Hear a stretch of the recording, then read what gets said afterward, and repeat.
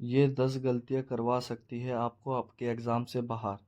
मैं आज आपको 10 ऐसी स्टडी मिस्टेक्स बताने वाला हूँ जो आपको अवॉइड करनी ही करनी है। तो स्वागत है आपका प्रेप विद तुषार में। मैं आज आपको एक बहुत ही ज़्यादा इम्पोर्टेंट विषय, सब्जेक्ट, कुछ भी आप इसको कह सकते हो। मैं आपको 10 ऐसी स्टडी मिस्टेक्स बताने वाला हूँ जो कि आपको नहीं करनी है। अगर आप ये 10 स्टडी मिस्टेक्स करते हैं तो आप अपने सिलेक्शन से बहुत दूर जाने वाले हैं। ये बहुत इंपॉर्टेंट बातें हैं जो मैं आपको बताने वाला हूँ। तो टाइम वेस्ट ना करते हुए अपनी वीडियो शुरू करते हैं। सबसे पहला जो स्टडी मिस्टेक है बच्चे करते हैं, कोई भी स्टडी प्लान फॉलो नहीं करते। रैंडमली कुछ भी पढ़ लेते हैं, टाइम टेबल उनका कुछ भी नहीं होता। ऐसा नहीं कि आपने 2 घंटा रीजनिंग पढ़ ली, फिर आप 1 घंटा मैथ पढ़ रहे हो, फिर आप 3 घंटा जीके। नहीं, आप एक स्टडी प्लान बनाइए। प्रॉपर तरीके से स्टडी प्लान बनाइए कि मुझे इस टाइम ये पढ़ना है, इस टाइम ये पढ़ना है। कुछ भी रैंडमली नहीं पढ़ना है, इररिलेवेंट टॉपिक नहीं पढ़ना है। मान लो 1 घंटा पहले आपने कुछ पढ़ा और आप अगले ही घंटे उसी सब्जेक्ट का कुछ और पढ़ रहे हो। नहीं, रैंडमली कुछ नहीं पढ़ना। एक क्लियर टाइम टेबल आपका होना ही होना चाहिए। अब बहुत से बच्चे बहुत गलती करते हैं, तो आपको ये गलती बिल्कुल नहीं करनी है। और जो है, डेली और वीकली आप टारगेट सेट कर सकते हो। जैसे कि आपने टारगेट सेट किया मैथ्स में कि भाई मुझे मैथ्स में 10 क्वेश्चन रोज सोल्व करने ही करने हैं, या वीकली आपने टारगेट सेट किया कि मुझे 50 क्वेश्चन सोल्व करने हैं। तो आप टारगेट सेट करिए, फिर उनको देखो कि आपको किन सब्जेक्ट में, किन टॉपिक्स में आपको ज़्यादा दिक्कत हो रही है, आप उन पे फिर ज़्यादा मेहनत कर सकते हो। तो आप टारगेट बना सकते हो अपना। ये बहुत ज़रूरी बात है। अगली जो बात है, इग्नोरिंग प्रीवियस ईयर पेपर, जो कि सबसे इम्पोर्टेंट बात है। जो बच्चा पी वाई क्यू नहीं लगाएगा उसका सिलेक्शन नहीं होने वाला है, क्योंकि पी वाई क्यू एक ऐसी चीज़ है। अगर आप पिछले 5 साल के पी वाई क्यू देखते हो तो आप देखोगे most of the questions repeated ही होते हैं, पैटर्न रिपीट होता है, सारे क्वेश्चंस रिपीट होते हैं। तो आपको पी वाई क्यू तो बिल्कुल अवॉइड नहीं करनी है। पी वाई क्यू बहुत ज़्यादा मस्ट है। आप मॉक्स लगाइए, पी वाई क्यू लगाइए। पी वाई क्यू छोड़ने की गलती आप बिल्कुल ना करें। बहुत से बच्चे क्या करते हैं, डिफिकल्ट पी वाई क्यू नहीं लगाते हैं। डरते हैं कि डिफिकल्ट लगाने से मेरे पी वाई क्यू में नंबर नहीं आएंगे। ऐसा नहीं है। आपको नहीं पता आपकी शिफ्ट इजी आएगी, मॉडरेट आएगी या फिर हार्ड आएगी। आपको कुछ भी नहीं पता आपकी शिफ्ट कौन सी आने वाली है। तो आपको हर तरीके का पी वाई क्यू लगाना है, इजी भी, मॉडरेट भी, हार्ड भी। ऐसा मत करिए कि आप सिर्फ इजी इजी मॉक लगा ले, इजी इजी आप डिफिकल्टी वाले क्वेश्चन सोल्व ना करें। ऐसा बिल्कुल ना करें। बहुत से बच्चे क्या करते हैं, सिर्फ थ्योरी पे रिलाई करते हैं। थ्योरी पर रिलाई नहीं करना है। आपको रीडिंग करनी है, आपको क्वेश्चन भी सॉल्व करने हैं। अपने एफर्ट्स बिल्कुल वेस्ट नहीं करने हैं आपको इस तरीके से। बहुत से बच्चे क्या करते हैं, 5 घंटे की वन शॉट लगा ली, फिर उसका रिवीजन नहीं करेंगे, उसकी रीडिंग नहीं करेंगे। ऐसा नहीं है, सिर्फ थ्योरी पे आपको रिलाई नहीं होना है। तो इस बात को मेरी बिल्कुल ध्यान से रखिए। अगली जो बात है, आपको पता है क्या है, बैलेंस कॉन्सेप्ट और लर्निंग के बीच में आपको एक बैलेंस बना के रखना है। जैसे कि कॉन्सेप्ट पहले करा, फिर उसको लर्न किया, फिर प्रैक्टिस किया। आपने कॉन्सेप्ट सीख लिया, कोई भी मान लो मैथ्स का आपने टाइम एंड वर्क सीख लिया, टाइम एंड वर्क आपने सीख लिया, फिर उसको आप लर्न करिए, मतलब जीके में लर्न करिए, इसमें आप प्रैक्टिस लगाइए। ऐसा है, सिर्फ कॉन्सेप्ट सीखने से कुछ नहीं है। जब तक आप उसको लर्न नहीं करते, उसकी आप प्रैक्टिस नहीं करते, तो कोई भी फायदा नहीं होने वाला है। आप ध्यान से मॉक दीजिए। ये अगला टॉपिक अपना मॉक से ही रिलेटेड है। बहुत से अच्छे मॉक ही नहीं देते हैं कि मॉक देने से मैं और डिमोटिवेट हो जाऊंगा, मेरे नंबर नहीं आएंगे। ऐसा नहीं है। आप अगर मॉक नहीं दोगे तो आपको आपकी गलतियां समझ आने वाली नहीं है कि आपके कौन से टॉपिक वीक है, कौन से टॉपिक आपके स्ट्रोंग है। आपको कुछ भी समझ नहीं आएगा। इसलिए आपको मॉक तो देने ही देने हैं। आप कहीं से भी दे सकते हैं, टेक्स्ट बुक से, कहीं से भी।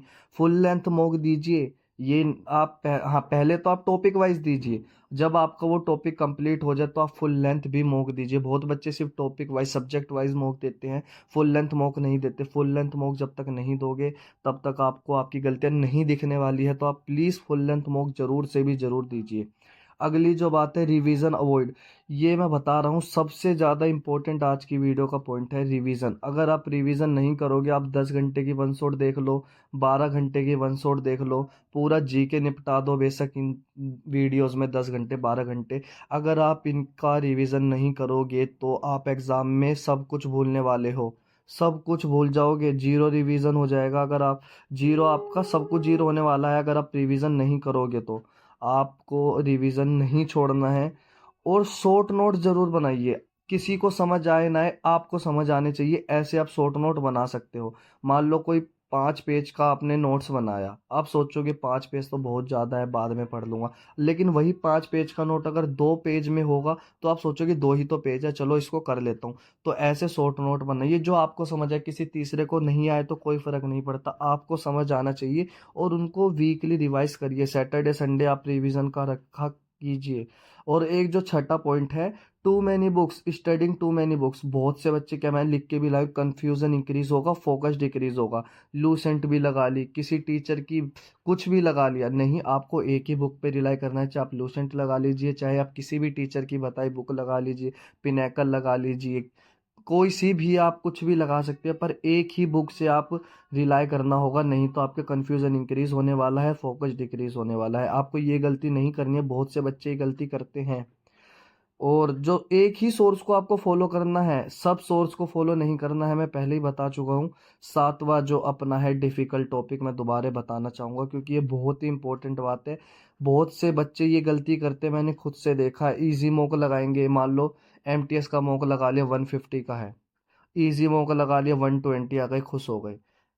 मान लो एग्जाम में अगर आपको हार्ड आ गया, अगर आपके 95 ही हार्ड में बन रहे हैं, फिर क्या करोगे? आपको हार्ड भी लगा के देखनी है, आपको गलतियों से भी बचना है। बहुत से बच्चे क्या इजी में सब कुछ अटेम्प्ट कर रहे हैं, हार्ड आ गया, हार्ड में भी सब कुछ अटेम्प्ट कर रहे हैं, भाई आप नेगेटिव जाने वाले हो। हार्ड में अगर आपके 105 भी बन रहे हैं तो आप एमटीएस निकाल दोगे, अगर आपकी हार्ड शिफ्ट है तो। और इजी में 120 है तो भी कोई भरोसा नहीं हो सकता। तो इसलिए आप नहीं छोड़ सकते हो कोई भी टॉपिक, कोई भी कुछ। आप टैकल करने की कोशिश करिए टॉपिक को, जो भी टफ है, ठीक है। अवॉइड नहीं करना है, बिल्कुल भी कुछ भी अवॉइड नहीं करना है। और मैनेजमेंट नहीं है एग्जाम्स में, टाइम मैनेजमेंट, जैसे कि मैं बता देता हूँ। बहुत से बच्चे गलती करते हैं, अपना आधा ही पेपर वो कर ही पाते हैं, आधा पेपर। आप एक टाइम मैनेजमेंट बनाइए कि मुझे 10 मिनट इसको देने हैं इंग्लिश को, 5 मिनट मुझे जीके देनी है, फिर 15 मिनट मुझे ऐसे देना है, फिर बाकी मुझे मैथ देना है। आप एक टाइम टेबल बनाइए, नहीं तो आपका एग्ज़ाम आधे से ज़्यादा छूटने वाला है। मान लो आपने पहले ही मैथ का सेक्शन खोल लिया, मैथ में ही आपने 40 मिनट लगा दिए, तो आप बाकी के 3 जो पार्ट्स हैं वो कैसे करोगे? एक ही घंटा मिलना है आपको सीजीएल में, तो आप ऐसे नहीं कर सकते हो। सीएचएसएल में भी एक ही घंटा मिलेगा, ठीक है। तो ये गलती नहीं करनी है, आपको एक टाइम मैनेजमेंट बनाना है कि मुझे इंग्लिश इतनी देर में करनी है, और जीके इतनी देर में करना है, रीजनिंग इतनी में, और मैथ इतनी में। आप एक प्रॉपर टाइम बना के चलिए। मेरे हिसाब से आपको 50 से 55 मिनट में आपका एग्जाम होना चाहिए। उसके बाद जो 5 मिनट है उसको आप देखिए, आपके एग्जाम में आपसे कोई गलत टिक तो नहीं लग गया, आपने कोई गलत कुछ कर तो नहीं दिया, या जो कोई क्वेश्चन ऐसा था जो आप कर सकते थे पर अब आप ट्राई ले सकते हो उसके लिए, तो आप ऐसा भी कर सकते हैं। सोल्व करो पेपर को लिमिट्स के साथ, टाइम के साथ। आप टाइम देखो, मॉक लगाते टाइम, टाइम देखो, आप कोशिश करो 45 मिनट्स में आप कंप्लीट कर दो अपना मॉक, 50 मिनट में आप अपना मॉक कंप्लीट कर दो, क्योंकि जो एग्ज़ाम का प्रेशर होता है वहाँ पर टाइम लगता ही लगता है। तो आप कोशिश करिए 45 मिनट में एग्ज़ाम को, मॉक को करने की। जो नाइन्थ है, कंपेयरिंग विद अदर्स, नहीं करना कंपेयर खुद को, किसी से कंपेयर मत करो। कोई 10 घंटा पढ़ रहा है, कोई 6 घंटे पढ़ रहा है, वो तो पीवाईक्यू बहुत ज़्यादा लगाता है, उसके तो मॉक में बहुत नंबर आते हैं, मेरे तो आते ही नहीं। कंपेयर नहीं करना है, आपको अपनी लिमिट्स पता होनी चाहिए। आप अपना फोकस बनाए रखिए। कंपेयर करोगे तो आप डीमोटिवेट ही होगे, क्योंकि बहुत से तरीके के लोग हैं जो कि रैंक भी लाते हैं, जो बहुत बच्चे रह भी जाते हैं। आपको किसी से कुछ मतलब नहीं होना चाहिए, आपको अपनी लिमिट्स पता होनी चाहिए कि मेरी लिमिट्स क्या है, मैं इतने घंटे पढ़ सकता हूँ, मैं इतने घंटे पढ़ूंगा, उसके बाद मैं पीवाईक्यू लगाऊंगा, उसके बाद मैं रिवीजन करूंगा। आप कंपेयर मत कीजिए खुद को, किसी के साथ भी कंपेयर करने की गलती ना कीजिए। जो कि लास्ट और 10वां पॉइंट सबसे इम्पोर्टेंट मैं लेकर आया हूँ, अपना हेल्थ का ध्यान रखिए।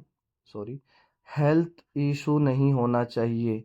अगर हेल्थ इशू हो गया तो ये सब पढ़ाई का कुछ भी फायदा नहीं होने वाला है। ध्यान से आप 8 घंटा सोइए भी, ऐसा नहीं है कि आप रात को भी 3 बजे पढ़ रहे हैं, फिर आप 5 बजे फिर उठ के पढ़ रहे हैं, नहीं। अगर आप प्रॉपर नींद नहीं लोगे, हेल्थ को कंसर्न नहीं दोगे, तो भैया आपका तो वैसे ही कुछ नहीं होने वाला है, क्योंकि आप फोकस्ड नहीं रहोगे। जितना आपकी तबीयत खराब रहेगी, आप उतने ही ये मान लीजिए आपका ग्राफ गिरने ही वाला है। आप इसलिए अपने आप को हेल्दी रखिए, प्रॉपर डाइट लीजिए, प्रॉपर स्लीप लीजिए, सब कुछ प्रॉपर करना है, फिर स्टडी है। सबसे पहले हेल्थ है, हेल्थ के ऊपर कुछ नहीं है। इसलिए मैं लास्ट में लिख के भी लाया हूँ, eat well, sleep well and break जरूर लेते रहिए। ऐसा नहीं कि आप 5 घंटा लगातार पढ़ रहे हैं, नहीं, आप 1 घंटा पढ़ लीजिए, 2 घंटा पढ़ लीजिए, फिर आप 15 मिनट का ब्रेक ले सकते हैं। 15 मिनट आप बाहर चले गए, कोई काम कर लिया, रील स्क्रॉल कर ली, रील वैसे करनी तो ज़्यादा नहीं चाहिए पर आप ब्रेक में कर सकते हैं। इसलिए 2 घंटा पढ़िए, 15 मिनट का ब्रेक लीजिए। तो कैसी लगी आपको वीडियो? सब्सक्राइब जरूर करना चैनल को, लाइक जरूर करना। मैंने आपके लिए एक वीडियो डाली थी 10 क्वेश्चन प्लस 50 फैक्ट, वो वीडियो आपको सबको देखनी है। और देखना, मैंने सिर्फ नाम के 10 क्वेश्चन है, उसमें मैं आपको 70 से ज़्यादा फैक्ट बताया हूँ जो कि एग्जाम ओरिएंटेड है, प्रीवियस ईयर में आए हुए हैं और बहुत ही ज़्यादा रिपीटेड क्वेश्चन है। आप अपने उस वीडियो को देखने के बाद मैं गारंटी दे रहा हूँ, आप मॉक लगा दीजिए, आपको जीके के क्वेश्चन फंसते दिखेंगे। इतने ज़्यादा मैंने आपको फैक्ट बताया। क्वेश्चन नाम के सिर्फ 10 हैं लेकिन मैंने 70 से ज़्यादा फैक्ट बताया, जबकि मैंने 50 लिखा था, फिर भी मैंने 70 से ज़्यादा फैक्ट बताए। तो वो वीडियो आपको ज़रूर से भी ज़रूर देखनी है, कुछ 20 मिनट की वीडियो है, आपको वीडियो सेक्शन में वो मिल जाएगी। तो चैनल को सब्सक्राइब जरूर करें, लाइक जरूर करें और शेयर भी जरूर करें, क्योंकि आने वाले टाइम में मैं आप लोगों के लिए बहुत अच्छी अच्छी सीरीज चलाने वाला हूँ। और हाँ, एक बात और मुझे बता दीजिए, वो वीडियो जो थी मैं मिक्स क्वेश्चन की लाया था। अब आप मुझे ये बता दीजिए, मैं आपको सब्जेक्ट वाइज लाऊं, टॉपिक वाइज लाऊं, कैसे आपको वीडियो चाहिए? सब्जेक्ट वाइज चाहिए, टॉपिक वाइज चाहिए, या ऐसे ही मिक्स प्रैक्टिस चाहिए, या फिर मैं कोई पीवाई क्यू उठाऊं और उसको सोल्व करवाऊं? आप मुझे कमेंट में ज़रूर बताना कि मेरे को क्या करना चाहिए। ये तीनों चीज़ों में से जो भी कमेंट आएंगे मैं उसी के ऊपर वीडियो लाऊंगा। तो जुड़े रहे, सब्सक्राइब करें, लाइक करें। मिलते हैं नेक्स्ट वीडियो में। जुड़े रहे प्रेप विद तुषार के साथ, आपका अपना ही चैनल है। Bye, take care.